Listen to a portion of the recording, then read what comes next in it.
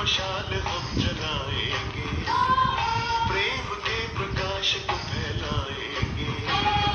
भेदभाव हो नहीं यहाँ कोई, ऐसा एक परिवर्तन लाएंगे। ऐसा एक परिवर्तन लाएंगे।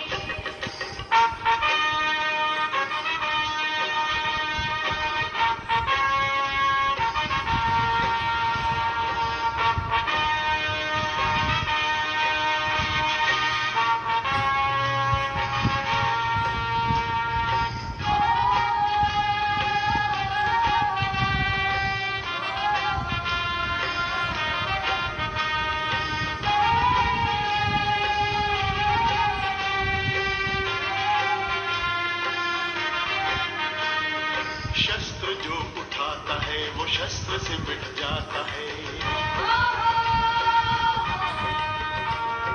शस्त्र जो उठाता है वो शस्त्र से मिट जाता है।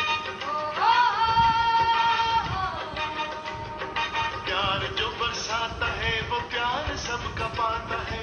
प्यार जो बरसाता है वो प्यार सबका पाता है। हिंसा तो अहिंसा से मिटाएंगे, धरती को स्वर्ग हम बनाएंगे। कभी कहीं भी अशांति हो नहीं, ऐसा एक परिवर्तन लाएंगे। ऐसा एक परिवर्तन लाएंगे।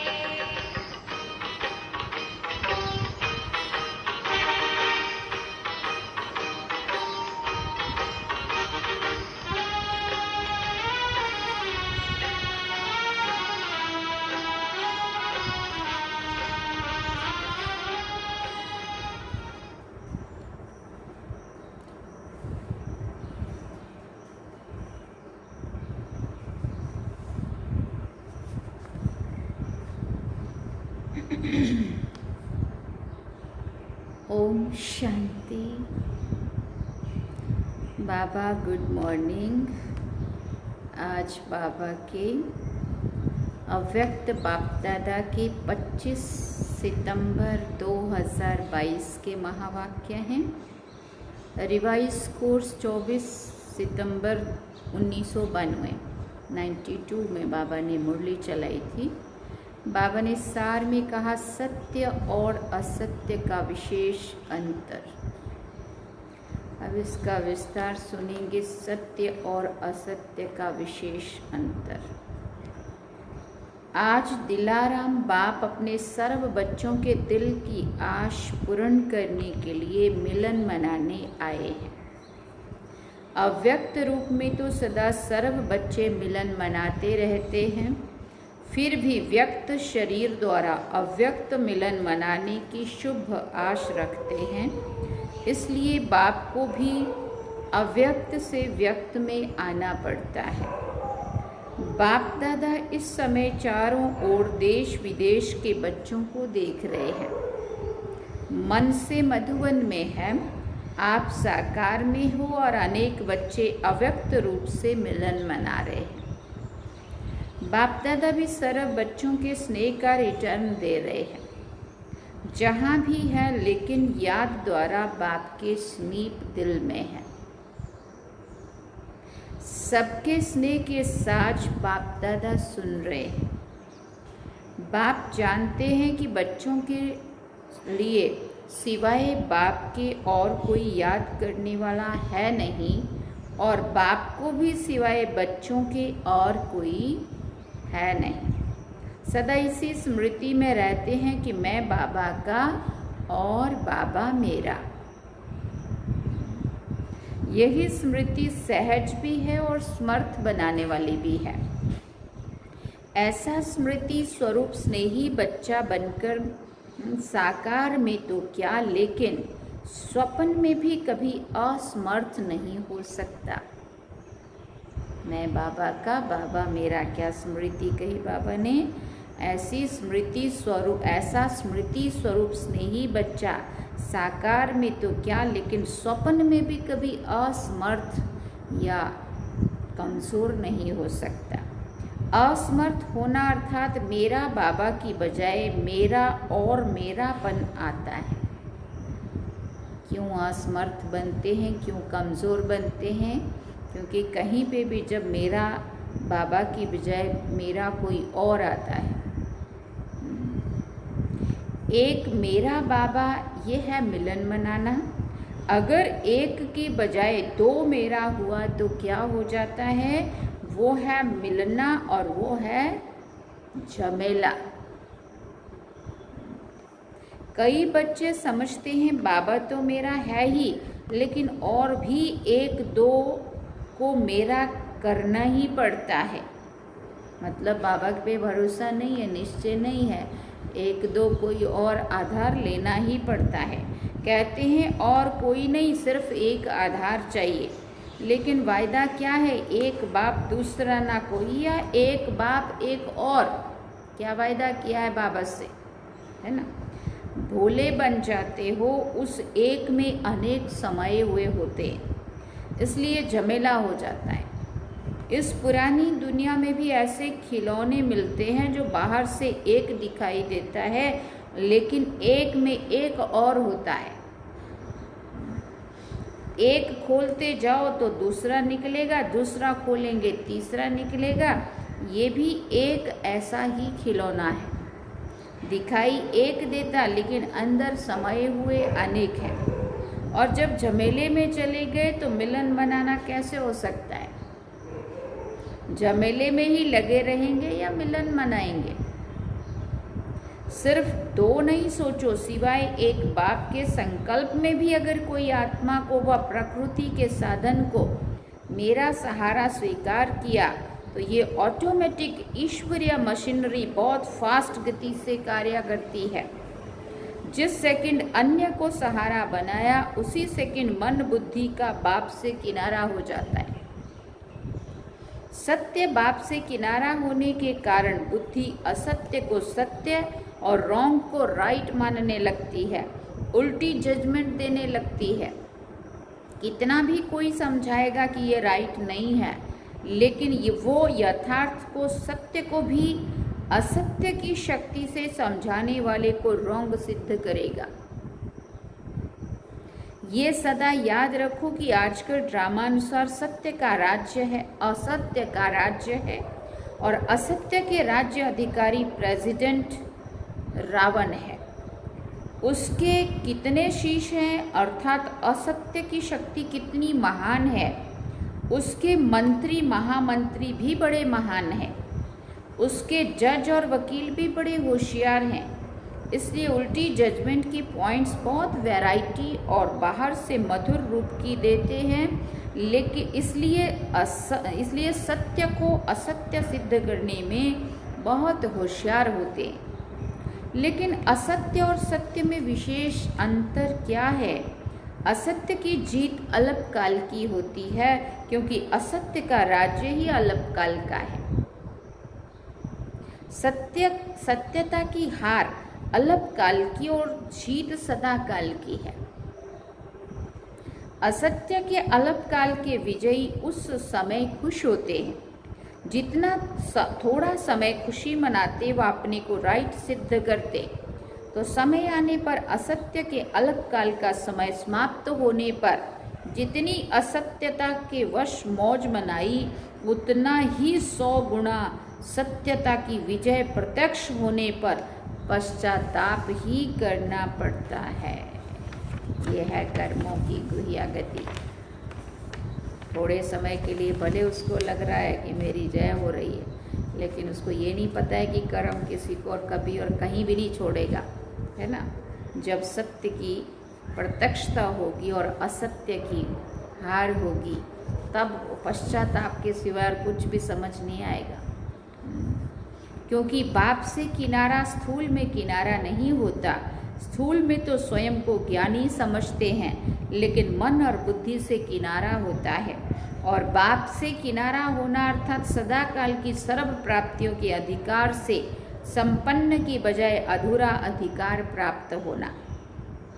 कई बच्चे समझते कि असत्य के बल से असत्य के राज्य में विजय की खुशी व मौज इस समय तो मना लें, भविष्य किसने देखा, कौन देखेगा, हम भी भूल जाएंगे, सब भूल जाएंगे।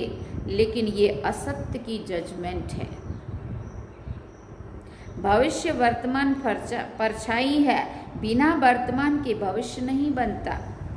असत्य की वशीभूत आत्मा वर्तमान समय भी अल्पकाल के सुख के नाम मान शान के सुखों के झूले में झूल सकती है और झूलती भी है, लेकिन अतीन्द्रिय अविनाशी सुख के झूले में झूल नहीं सकती। अल्पकाल के शान मान और नाम की मौज मना सकते, लेकिन सर्व आत्माओं के दिल के स्नेह का, दिल की दुआओं का मान नहीं प्राप्त कर सकते। दिखावा मात्र मान पा सकते हैं, लेकिन दिल से मान नहीं पा सकते। अल्पकाल का शान मिलता है, लेकिन बाप से सदा दिल तख्त नशीन का शान अनुभव नहीं कर सकते। असत्य के साथियों द्वारा नाम प्राप्त कर सकते हैं, लेकिन बाप दादा के दिल पर नाम नहीं प्राप्त कर सकते, क्योंकि बाप दादा से किनारा है। भविष्य की बात तो छोड़ो, वो तो अंडरस्टूड है, लेकिन वर्तमान सत्यता और असत्यता की प्राप्ति में कितना अंतर है। एक दूसरा मेरा बनाया अर्थात असत्य का सहारा लिया, कितना झमेला हुआ। कहने में तो कहेंगे और कुछ नहीं है, सिर्फ कभी कभी थोड़ा सहारा चाहिए, लेकिन वायदा तोड़ना अर्थात झमेले में पड़ना।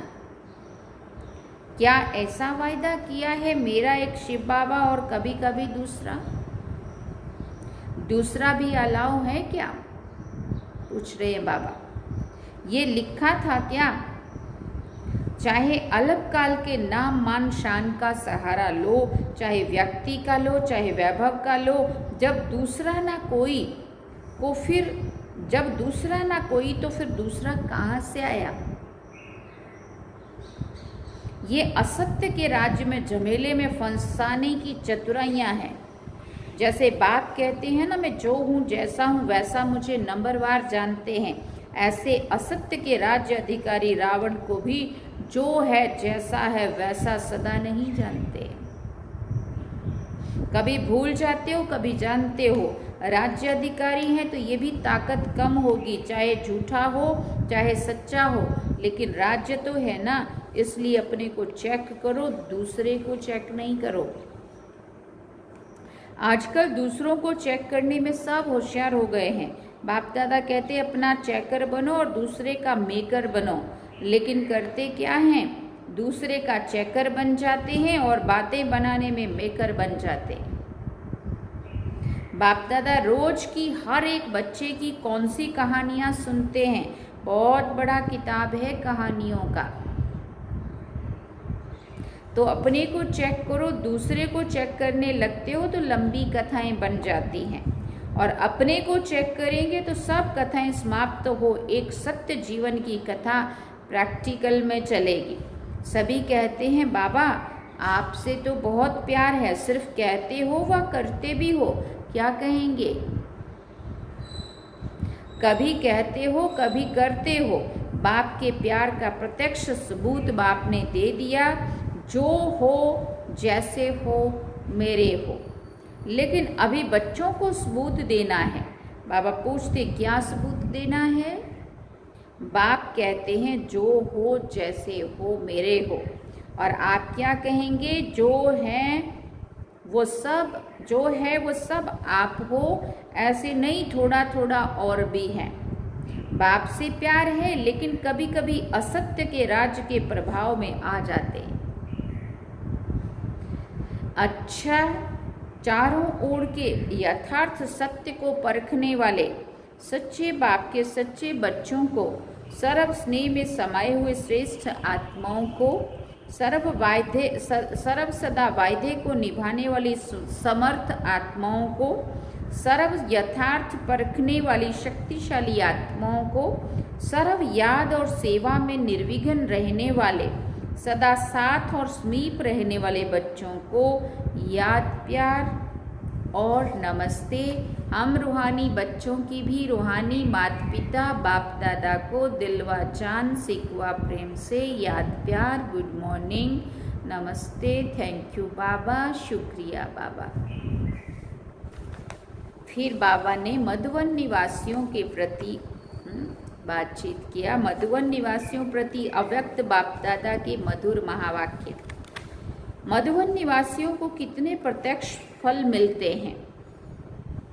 मधुवन की विशेषता क्या है जो और कहाँ नहीं मिलती है?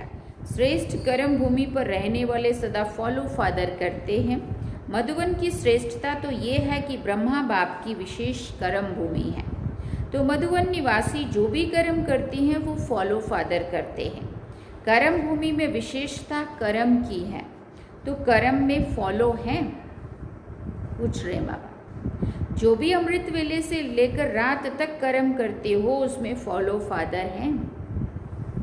मधुवन निवासियों को और एक्स्ट्रा कर्म भूमि की याद का बल है। वो कर्म में दिखाई देता है, वहाँ देना है। क्या कहेंगे आप अपने में देखते हो? पूछ रहे हैं बाबा। एक एक कदम सामने लाओ, उठना बैठना चलना बोलना संबंध संपर्क में आना, सब में ब्रह्मा बाप के कर्म को फॉलो किया है। कर्म भूमि का फायदा तो यही है ना, तो इतना लाभ ले रहे हो। शक्तियाँ क्या समझती है? कर्म भूमि का लाभ जितना मधुवन ले सकता है उतना औरों को लेने आना पड़ता है और आपको मिला हुआ है। वरदान भूमि है, कर्म भूमि है, तो हर कर्म वरदान योग्य है। जो कोई भी देखे तो मुख से वरदान मिले, वरदान निकले, इसको कहेंगे वरदान भूमि का वरदान लेना। चाहे साधारण कर्म कर रहे हो लेकिन साधारण कर्म में विशेषता दिखाई दे, यही मधुवन की विशेषता है ना। विशेष ब्रह्मा बाप की अपने कर्म भूमि में रहने वालों के प्रति ये विशेष श्रेष्ठ आश है कि मधुवन का एक एक ब्राह्मण आत्मा, श्रेष्ठ आत्मा हर कर्म में ब्रह्मा बाप के कर्म का दर्पण हो। तो दर्पण में क्या दिखाई देता है? यही दिखाई देता है ना। अगर आप दर्पण में खड़े होंगे तो हूबहू आप ही दिखाई देंगे या दूसरा दिखाई देगा? तो ब्रह्मा बाप के कर्म आपके कर्म के दर्पण में दिखाई देंगे। भाग्यवान हो ये तो सदा सभी कहते भी हैं और हैं भी हैं, लेकिन हर कर्म में ब्रह्मा बाप के कर्म दिखाई दे, ये सर्टिफिकेट कौन लेगा और कब लेंगे? लेना तो है ना, या ले लिया है? पूछ रहे बाबा। जिसने ये सर्टिफिकेट ले लिया है कि हर कर्म में ब्रह्मा बाप के कर्म दिखाई दे रहे हैं, उनका बोल ब्रह्मा का बोल समान, उठना बैठना देखना चलना सब समान होगा। ऐसा सर्टिफिकेट लिया है? जिसको लेना है वो हाथ उठाओ। फिर बाबा ने कहा ये भी अच्छा है, कहने से पहले करके दिखाएंगे, लेकिन ये लक्ष्य रखो कि हर कर्म बाप समान हो। ब्रह्मा बाप को फॉलो करना तो सहज है ना। निराकारी बनना अर्थात सदा निराकारी स्थिति में स्थित होना, उसकी बजाय कर्म में फॉलो करना उससे सहज है। तो ब्रह्मा बाप को सहज काम दे रहा है। तो ब्रह्मा बाप तो सहज काम दे रहा है, मुश्किल नहीं है। तो सभी लक्ष्य रखो कि मधुवन में जहाँ देखें जिसको देखें ब्रह्मा बाप के कर्म दिखाई दें। कर्म में सर्वव्यापी ब्रह्मा कर सकते हो, बाबा कह रहे। जहाँ देखें ब्रह्मा बाप समान हो सकता है ना। मधुवन की महिमा अर्थात मधुवन निवासियों की महिमा, मधुवन की दीवारों की महिमा नहीं है, मधुवन निवासियों की महिमा है। मधुवन की महिमा चारों ओर से रोज सुनते हो ना। मधुवन निवासियों की महिमा जो होती है वो किसकी है? आप सबकी है ना। नशा तो रहता है कि हम मधुवन निवासी हैं, जैसे ये नशा है वैसे ये नशा भी प्रत्यक्ष दिखाई दे कि ये ब्रह्मा बाप के समान फॉलो फादर करने वाले हैं। अच्छा, सभी संतुष्ट हो? कुछ सैल्वेशन चाहिए? बाबा पूछ रहे हैं। सैल्वेशन की भूमि में बैठे हो, कितने बेफिक्र बैठे हो, शरीर की मेहनत करते हो और तो सब बना बनाया मिलता है। जो शरीर की मेहनत करते हैं उनको एक्सरसाइज की मेहनत कराते हैं। आप तो जो शरीर की मेहनत नहीं करते उनको एक्सरसाइज की मेहनत कराते हैं। आप तो लकी हो ना जो एक्सरसाइज नहीं करना पड़ता, हाथ पांव चलते रहते हैं। जितना जो हार्ड वर्क करता है उतना वो सेफ है। माया से भी और शरीर की व्याधियों से भी। बुद्धि तो बिजी रहती है ना, और फालतू तो कुछ नहीं चलेगा। तो जो सदा बिजी रहते हैं वो बहुत लकी हैं। इसलिए अपने को फ्री नहीं करना। चलो बहुत समय कर लिया, अब फ्री हो जाएं। बिजी रहना खुश नसीब की निशानी है।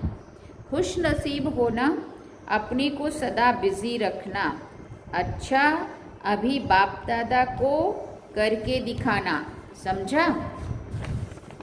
फिर बाबा ने कहा, ब्रह्मा बाप की विशेषता सूरत में क्या देखी? गंभीरता के चिन्ह भी और मुस्कुराहट भी। गंभीरता अर्थात अंतर्मुखता और साथ साथ रमणीकता। अंतर्मुखी की निशानी सदा सागर के तले में खोए हुए गंभीर मूर्त, मनन चिंतन करने वाला चेहरा, और फिर रमणीक अर्थात मुस्कुराता हुआ चेहरा। तो दोनों ही लक्षण सूरत में देखे ना। ऐसे आपकी सूरत भी ब्रह्मा बाप के कॉपी स्वरूप हो। सूरत और सीरत से ब्रह्मा बाप दिखाई दे, क्योंकि ब्रह्मा बाप का सेवा स्थान कर्म भूमि तो मधुवन है ना। तो इस भूमि के रहने वालों द्वारा वही कर्म सेवा प्रत्यक्ष होनी है, होनी चाहिए। इसी आशा के दीपक को सदा जगाओ।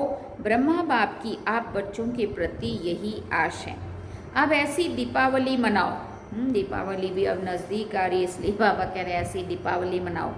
बाप दादा इस एक आशा का दीपक, बाप दादा की इस एक आशा का दीपक जगाओ। जब हर एक ये दीपक जगाएगा तो दीपावली हो ही जाएगी ना। दीपमाला में भी देखो, अगर बीच में एक दो दीपक बुझे हुए हों तो अच्छा लगेगा क्या? अगर बीच बीच में एक दो दीपक भी टिमटिमाता हो तो अच्छा नहीं लगता है। इसलिए सर्व जगे हुए दीपकों की माला। मधुवन निवासी सब जस्टिस होने चाहिए, सेल्फ जस्टिस। फिर बाबा ने कहा, कोई भी बात करने के पहले स्वयं जज करो तो ना स्वयं का समय जाएगा और ना दूसरों का। मधुवन तो पीस पैलेस है, मन की भी पीस, मुख की भी पीस, तब मधुवन पीस पैलेस की पीस की किरणें तब मधुवन से पीस पैलेस से पीस की किरणें निकलेंगी। आप पीस पैलेस वालों से सभी पीस की भिक्षा मांगते हैं, क्योंकि वो स्वयं ही स्वयं से तंग हो रहे हैं। विनाशकारियों के पास अभी तक आपके पीस की किरणें पहुंचती नहीं है। इसलिए कसम कसमें है, कभी शांत कभी अशांत। तो उन्हों को शांत करने के लिए पीस पैलेस से पीस की किरणें जानी चाहिए।